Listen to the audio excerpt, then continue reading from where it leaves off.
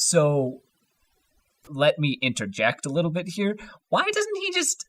Oh, I guess I see his dilemma. Like, I mean, there are distinct advantages to letting everyone believe that he's a gelding. It just depends. I mean, I would just kind of want to keep it on the down low with Twilight myself, but, you know, I mean, because she can sort of like anthro up a little bit and stuff. That sounds terrible. Anthro up. That really sounds horrible. So what I'm saying is, I mean, to avoid like being completely swarmed by ponies, such as maybe Lyra, then why doesn't he just let everyone believe that he's a gelding and just keep it between, you know, or whatever, and be like, all right, listen, Twilight, this is really hard for me, but you are a pony, and I am a human being, and all of the other creatures here are also ponies, basically. The ones that can talk. Except for the cattle and, I guess, the goats, which can understand language, but not really talk. Anyway, back in antiquity, or I've been reading, the unicorns really wanted to keep their bloodline pure, and they were very, very inimical toward things like certain kinds of relationships between the different types of ponies. And this is, well, maybe my society is a little bit like that, Twilight. In other words, like bunnies, you know, they find other bunnies too, you know. Right, Twilight? He could say something along those lines, maybe. I don't know. He should just, well... I guess it would be hard to have like a short list. If you're stuck in Equestria for an indeterminate amount of time, then maybe you would be hard to know who to tell that you are not a castrato, or what have you.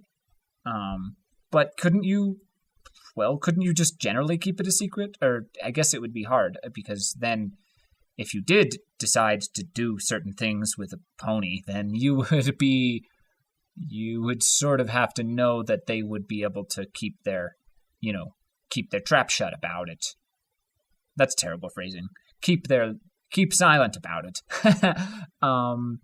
So that they wouldn't tell other ponies. I don't know. I was going to say sticky situation. You can't really say a lot of appropriate things here.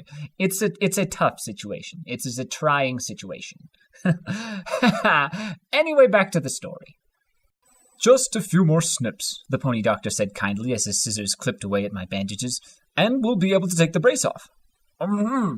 I grunted, holding perfectly still as the blades snipped close to my face. I clenched the blanket in between my fingers as the doctor did his work.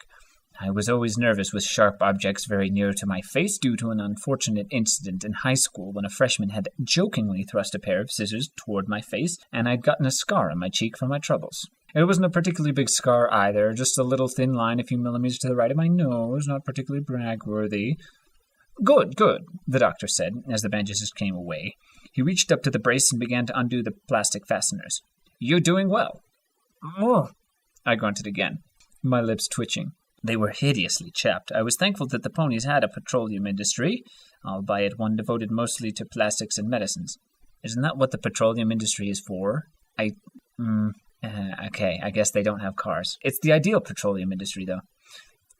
Magic and horsepower, had provided most of the motive power for most vehicles and the energy needed to run electricity, at least in Ponyville. The brace had finally come undone, and the doctor smiled. How do you feel? I very slowly opened my mouth, worked my jaw.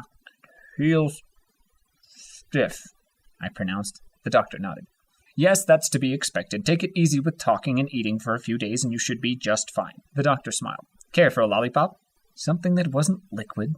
Oh, I was all over that, and I soon exited the hospital with a nice watermelon lollipop at the corner of my mouth like a cigarette. I looked around and frowned a bit. I could have sworn Pinkie Pie or someone would be waiting for me out there. Maybe they hadn't been messaged about my release? Well, I mumbled, no standing on sentiment. As my work schedule was more contract-based, I headed into town to look around and just relax a little. It was fairly quiet, though the marketplace was bustling as usual. There were foals running around and enjoying their day off. Hi, Andrew! Oh, no. I tried in vain to look around as if they were referencing some other Andrew. Hey! Maybe it had suddenly become a common name in the few days that I'd been gone. Hiya! I groaned, turned back, and bent down a bit to face 3 eagle-looking foals. Applebloom, Scootaloo, Sweetie Belle, hello. I greeted them with a sigh. The CMC, Cutie Mark Crusaders. Why, God, why? Why, Celestial, why? Andrew, why, Celestial, why? You need to talk like the Romans when in Rome, and talk like the ponies when in Ponyville. I was dragged to the blacksmith's shop. Well, it was more like a combination of machining and blacksmith's shop. A forge and metalworking equipment aplenty inside. But blacksmith had become the basic title for any metalworker, no matter how advanced the technology they used.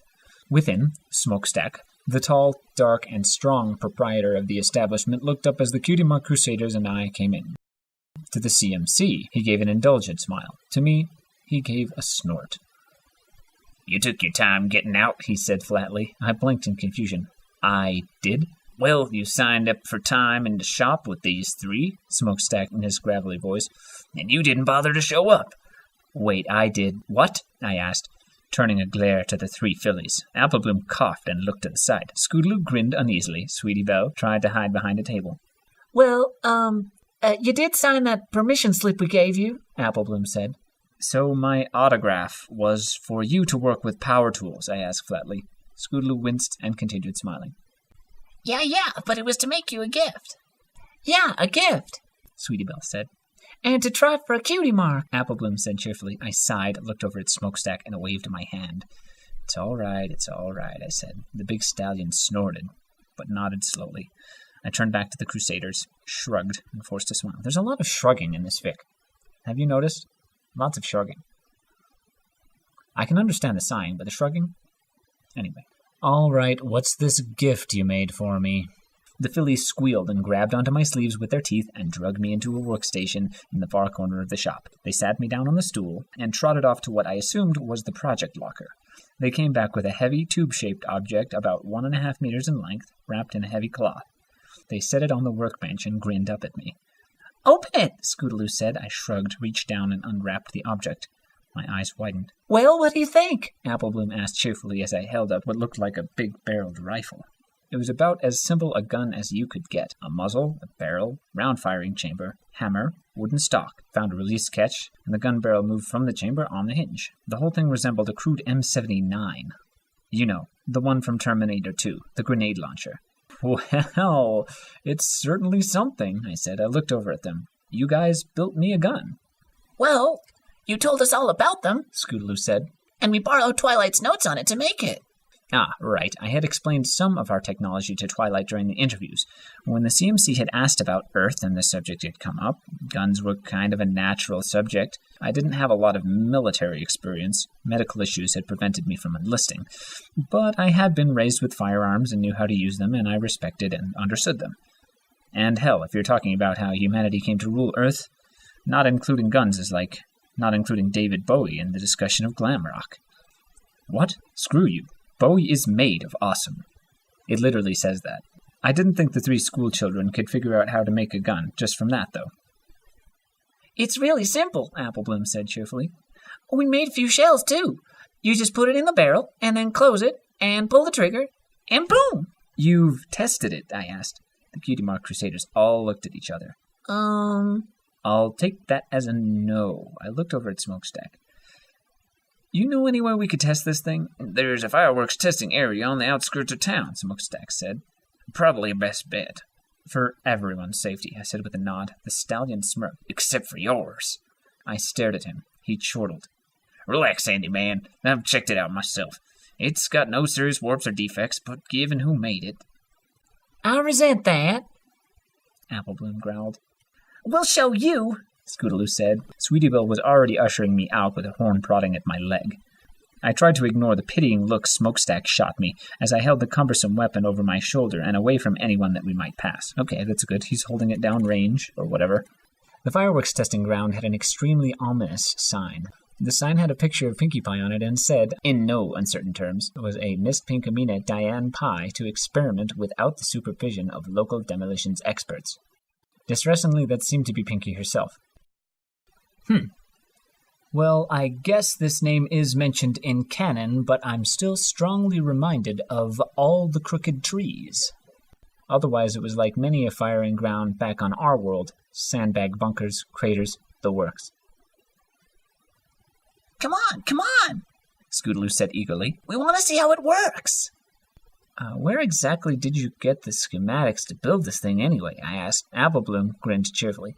Well, we looked over your notes and through Powerburn's Guide to Explosives and Directed Explosives, and we put them all together. Yeah, we just had to do the math.